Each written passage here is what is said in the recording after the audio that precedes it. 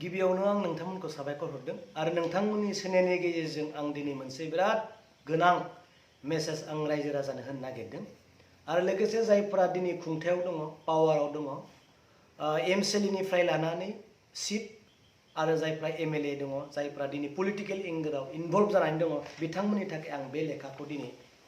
होनो नागिरदों आरो मेसेज होनो नागिरदों दिनै जोंहा जिथु 6 शिड्यूलनि जिथु पावार बै दासिमबो दङ होननानै जों दिनै फोथायो आरो थानांगोन नाथाय मोनसे आनफर्चुनेट मोनसे जाथाय जाफेरै जाथाय दिनै नैबे लेखाखौ नोंथांमोना नायबा मिथिगोन आं नोंथांमोननि गेजेराव होगोन दिनै 3rd ग्रेड आरो 4th ग्रेडखौ जोंनि बे 6 शिड्यूलनि जिथु काउन्सिल बियो गावनो होनो हायो आरो बेयाव रावबो दिनै इन्टारफेयर खालामनो हाया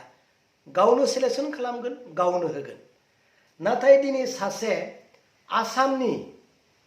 नलबारियाव मावनाय सयल कनजारभेसनाव मावनाय सासे व्यक्तिया थैनानै थांबाय बे थैनानै थांनायनि बिसारलाया दिनै बिफानि जायगायाव मोननांगौ बे नलबारियावनो मोननांगौ बा बबेबा जायगायाव बियो मोननांगौ नाथाय नलबारियाव मावनाय बा आसामाव मावनाय सासे 3rd ग्रेड 4th ग्रेडनि सासे व्यक्तिया बोरै मसलपुरनि सयल कनजारभेसनाव बोरै एपइन्टमेन्ट मोननांगौ दिनै आसामा हरबाय बिथांनो एपइन्टमेन्ट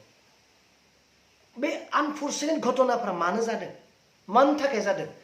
पावाराथ' जोंनिसो जोंनो होगोन जोंनो खालामगोन बेखौ बे 6 शिड्यूलनि काउन्सिलानो नाथाय दिनै बेबायदि स्कपखौ मानो लादों सोर खालामनो नागिरदों दिनै आङो बे फाइल नम्बरखौ आं बुंनो सानदों बिटिसि सयल 501/2010 बिनि फाइल नम्बराहाय बिनि थाखाय एनओसि नागिरदों बे एनओसियाव आं फाइलाव नुबाय जे गासैबो अफिसारफ्रा बेयाव नेगेटिभ लिरबाय बे जानो हाया नंगौ बे जानो हाया नाथाय दिनै स्टेटआ हरजों जाथावैखौनो स्टेटआबो दिनै मावदों नाथाय दिनै अफिसारफ्रा बेयाव नेगेटिभ लिरदों नेगेटिभ लिरनायनि उनाव जायफ्रा दिनै इएम बा चिफ बे डिपार्टमेन्टनि इएम बा चिफ बिथाङा जुदि एप्रुभ खालामना हरोब्ला एनओसिनि थाखाय अब्ला जों आरो गैला बिनिखाय आं बेखौनो गोसोखांनो नागिरदों थांनाय एसिस्टेन्ट लिगेल रिमेम्ब्रान्सारनि खेथायावनो आं बुंनो नागिरदों अफिसारफ्रा गासैबो नेगेटिभ लिरजोब्बाय जायखौ दिनै पोस्ट गैयालाखिनो मानगोनां प्रमद बर' सार बिथाङा पोस्ट क्रिएट खालामनानै एसिस्टेन्ट लिगेल रिमेम्ब्रान्सार सासे व्यक्तिखौ होदोंमोन जायनि थाखाय गोबां अफिसफोरा गुन्दुगुल जानानै मेम'रेन्डाम होलायनानै बेखौ एसए मिटिंआव केन्सेल खालामनो गोनां जादोंमोन जायखौ प्रमद बर' बिथाङा इलिगेलि एपइन्टमेन्ट होदोंमोन बेबायदिनो जुदि अफिसारा नेगेटिभ लिरसेयावबो जुदि सोरबा इएमआ डिपार्टमेन्टनि इएमआ एप्रुभ जुदि होदोंब्ला बै आसामनि सासे व्यक्तिखौ जेराव बियो पस्टखौ लानानै फैया जोंनि बिटिसिनि पस्टखौसो बियो लाफैगोन अब्ला खहाया सोरा जागोन बे 1 बोसोर 2 बोसोर नङा 50-60 बोसोर बे जोंनि पस्टखौ लागोन बेखौनो आं दिनै इएम एमसिएलए आरो मानगोनां प्रमद सार बिथांखौबो खावलायदों बेफोरबायदि आनफर्चुनेट घटनाफ्रा जोंनि जिआव जेन जाया जोंनि काउन्सिलाव दिनै आङो जोंनि संगठन आफादफोरखौबो जोंनि खावलायदों बिना मतलबाव संकसनिफ्राय सदियासिम प्रेस मिट होग्रा बिथांमोनखौबो आं खावलायनो सानदों बिना मतलबाव बिना कारनाव लाब गैयै लक्सन गैयै